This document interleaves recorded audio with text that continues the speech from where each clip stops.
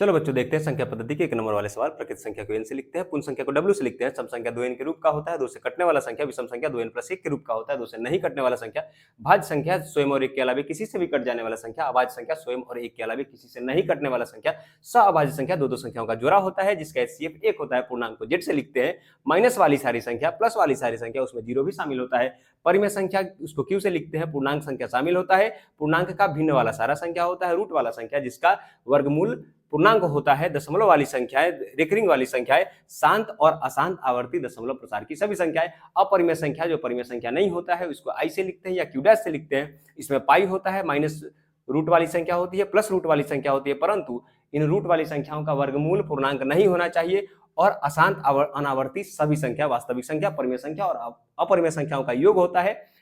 सभी संभव संख्याएं वास्तविक संख्या कहलाती है। चलिए अब देखते हैं कि इससे कैसे सवाल बनते हैं। ऑब्जेक्टिव में सवाल पूछ सकते सभी प्राकृतिक संख्या पूर्ण संख्या है, हम बोलेंगे हाँ। यहाँ सारे प्राकृतिक संख्याएं पूर्ण संख्या में दिख रहा है।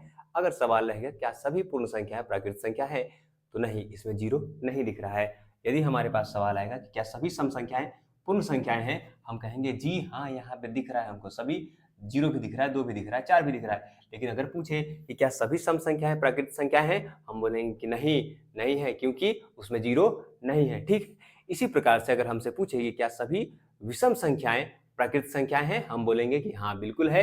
सभी विषम संख्याएं पूर्ण संख्याएं बिल्कुल है, इसमें दिख रहा है 1, 3, 5 दिख रहा है सब में, टेबल में है ना, दोनों में। अगर पूछे कि क्या सभी भाज्य संख्याएं प्राकृतिक संख्या है, बिल्कुल है। क्या सभी भाज्य संख्या पूर्ण संख्या है, बिल्कुल है। पर क्या सभी प्राकृतिक संख्याएं भाज्य संख्या है, नहीं, क्योंकि 1 भाज्य नहीं है, 2 भाज्य नहीं है, 3 भाज्य नहीं है, 5 भी भाज्य नहीं है। अगर पूछेगा कि क्या सभी पूर्ण संख्याएं भाज्य संख्या है, नहीं। अगर पूछा कि अभाज्य संख्याएं सभी अभाज्य संख्या प्राकृतिक संख्या, हम बोलेंगे हाँ। क्या सभी अभाज्य संख्याएं पूर्ण संख्या है, हम बोलेंगे हाँ। पूर्णांक यदि पूछेगा कि क्या सभी पूर्णांक संख्या पूर्ण संख्या है, सभी पूर्णांक पूर्ण तो नहीं है, पूर्ण में तो माइनस वाली संख्या ही नहीं है। परंतु यदि पूछे कि क्या सभी पूर्ण संख्या पूर्णांक है, बिल्कुल यहाँ सारी पूर्ण संख्या यहाँ दिखाई दे रही है।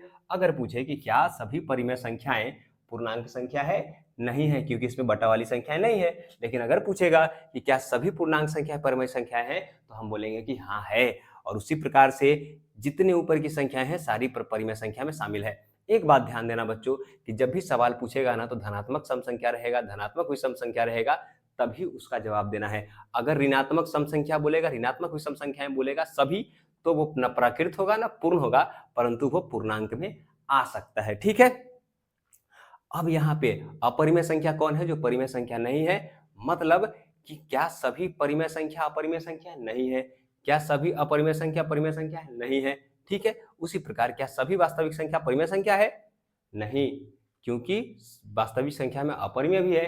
क्या सभी अपरिमेय संख्या वास्तविक संख्या है, जी। अपरिमेय तो वास्तविक हो जाएगा, लेकिन वास्तविक अपरिमेय नहीं होगा। तो सभी वास्तविक अपरिमेय नहीं हो सकता। क्यों नहीं हो सकता, क्योंकि उसमें परिमेय भी है ना। चलो, आप लोग को समझ में आ गया होगा। इसी प्रकार का सवाल रहता है, आप इस टेबल को देख करके थोड़ा सा बुद्धि लगाओगे तो आपको समझ में आ जाएगा। इसको ध्यान से ऑब्जर्व करना, खुद सीख जाओगे। ठीक है बच्चों, धन्यवाद। उम्मीद है कि आपको ये क्लास अच्छा लगा होगा। Bye bye.